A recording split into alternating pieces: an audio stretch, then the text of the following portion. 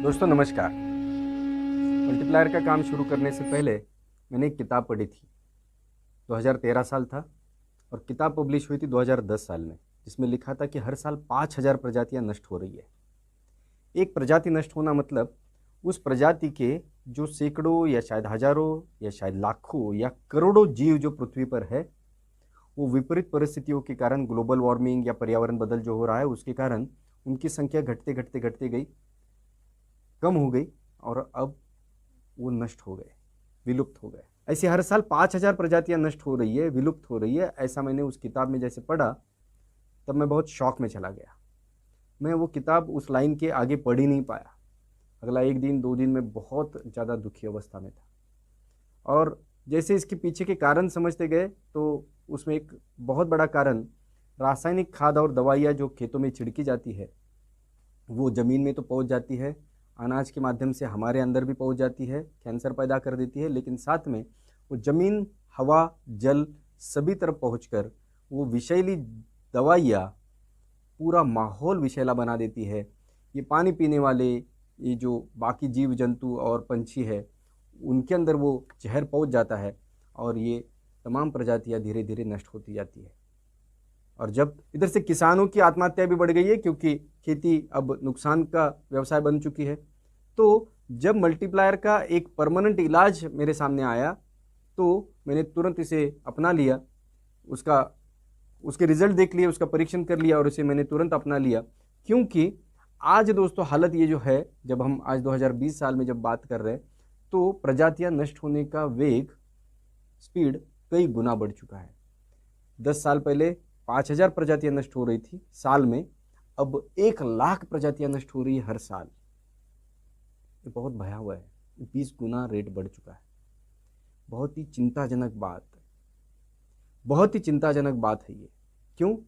क्योंकि ये पूरी जो दुनिया है, ये पूरी जो जीव सृष्टि है, सारे तमाम जीव एक दूसरे के ऊपर निर्भर करते हैं। आज मधुमक्खी अगर निकल जाती है तो मानव जाति अगले 4 साल के अंदर विलुप्त हो जाएगी, क्योंकि हमको खाना कहाँ से मिलेगा।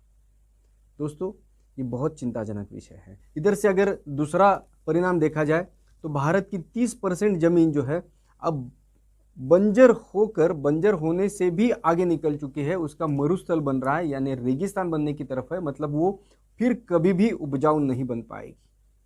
लेकिन इस हालात में मल्टीप्लायर एक ऐसी चीज है कि जो बंजर जमीन में भी वापस उत्पादन शुरू कर देती है। अब वक्त है कि 30% जमीन को हम बचाएं, तुरंत बचाएं, नहीं तो हमारी अन्न सुरक्षा खतरे में आ सकती है। तो दोस्तों ऐसी कई सारी चीजें हैं। पर्यावरण बदलाव का संकट तो बहुत ही ज़्यादा गहरा है। कोरोना से भी आज 50-100 गुना अगर बड़ा संकट कुछ होगा तो वो पर्यावरण बदलाव का संकट है, ग्लोबल वार्मिंग का संकट है। ये जो जागतिक तापमान बढ़ हो रही है, ये हमारे पूरे जीवन को आज नष्ट करने के कगार पर है। दोस्तों वैज्ञानिक जो है बहुत ज़्यादा डरे हुए हैं, क्योंकि हम कई सारे टिपिंग पॉइंट्स क्रॉस करते जा रहे हैं। मतलब वापस आने के रास्ते हमारे बंद होते जा रहे हैं, हम खुद बंद करते जा रहे हैं। ये जो विकास के नाम पे जो विनाश चालू है, ये हमारी अगली पीढ़ी का पूरा जीवन खराब कर रहा है।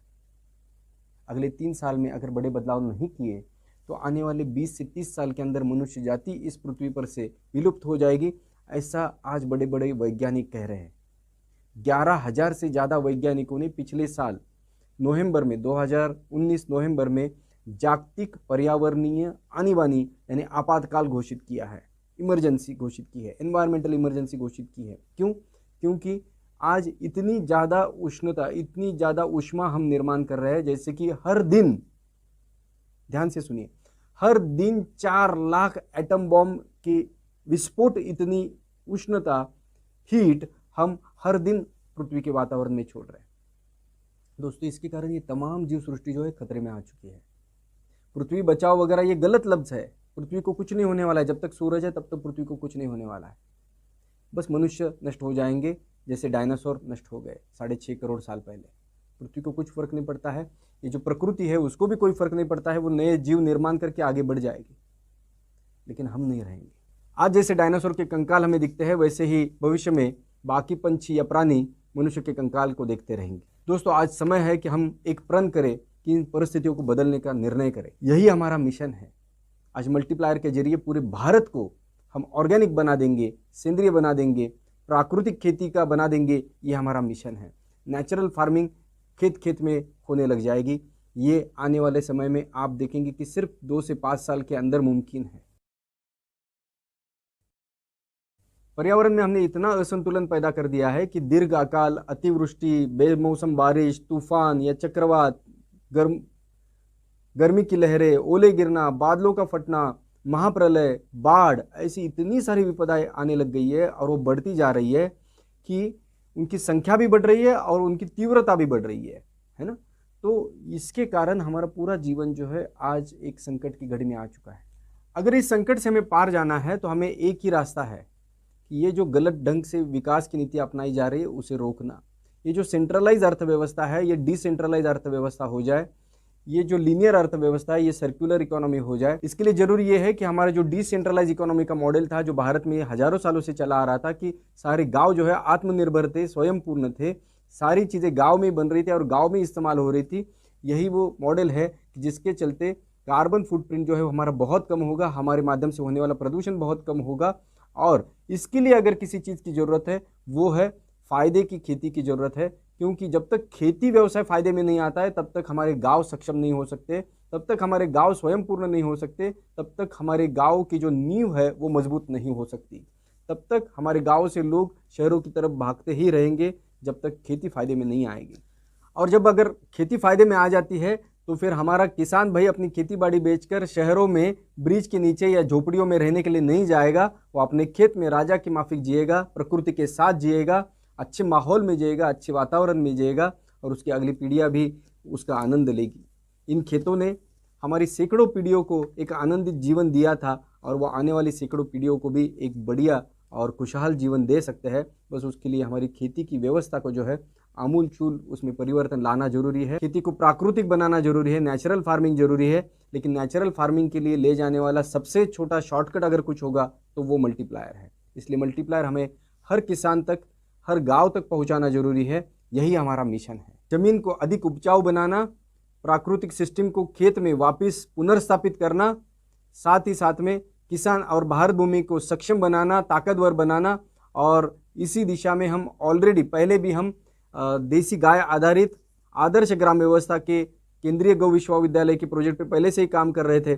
और इसलिए जब हम मल्टीप्लायर का हमें एक चिरंतन इलाज दिखा, एक परमानेंट इलाज दिखा, तो इसमें हम कूद पड़े और आज हम पूरे देश में छाते जा रहे हैं, फैलते जा रहे हैं। आप आते हैं तो आपके सहित या आपके बगैर हम तो आगे बढ़ेंगे और हर खेत को, हर गाँव को ऑर्गेनिक बना कर रहेंगे। ये हमारा मिशन है। तो दोस्तों चलिए आप भी साथ में आइए और हम मिलकर इकट्ठा आगे बढ़ते हैं। हम बहुत नसीब वाले लोग हैं कि 13 साल जिसका रिसर्च चलता रहा, 370 लोगों के साथ माननीय अमरजीत चौरसिया सर ने अपना बहुत कीमती समय, जीवन और अपनी पूरी ताकत लगा दी जिस खोज में, वो खोज आज लाखों किसानों का जीवन बदल रही है और करोड़ों किसानों का जीवन बदलने की दिशा में आगे बढ़ रही है। बस हमें उस परचम को लेकर आगे बढ़ना है, उस मिशन को लेकर आगे बढ़ना है। अब इस अनूठी खोज को बस हमें किसानों तक पहुंचाना है। देखिए आज तक किसानों को लूटा गया है। आज किसानों को प्रोडक्ट देने वाली कंपनियां बहुत बड़ी हो गई, लेकिन किसान और बद से बदतर हालत में चला गया, आत्महत्या की कगार तक चला गया। खेत बंजर हो गए, खेत की ज़मीन जो है वो खराब हो गई, मिट्टी जो है खराब हो गई और बंजर होकर अब रेगिस्तान होने की तरफ जा रही है। मतलब इतनी ज़्यादा खराब हो गई। लेकिन अब ये किसानों का खर्चा जो बढ़ता गया और खेतों की उपजाऊ क्षमता जो कम होती गई, इस एक चक्रव्यूह से किसानों को बाहर निकालना है। ये खाद और दवाइयों का चक्रव्यूह जो है किसानों को आज बर्बाद करता चला जा रहा है। इससे किसानों को मुक्त किया जा सकता है। ये आज मल्टीप्लायर ने सब तरफ प्रूव कर दिया है, साबित कर दिया है। तो दोस्तों हमें हर गांव, हर तहसील तक पहुंचना है, हर किसान तक पहुंचना है, हर खेत तक पहुंचना है। यही हमारा मिशन है। ये काम करके आप आने वाली पीढ़ियों के महान हीरो बन जाएंगे या फिर अगली और आखिरी पीढ़ी के सबसे बड़े विलन बन जाएंगे। दोस्तों चलिए हाथ में हाथ थमाकर एक नया इतिहास रचाते हैं। ऑर्गेनिक भारत का मिशन जो है इसे कामयाब बनाते हैं। जय हिंद, जय भारत, जय वसुंधरा। धन्यवाद।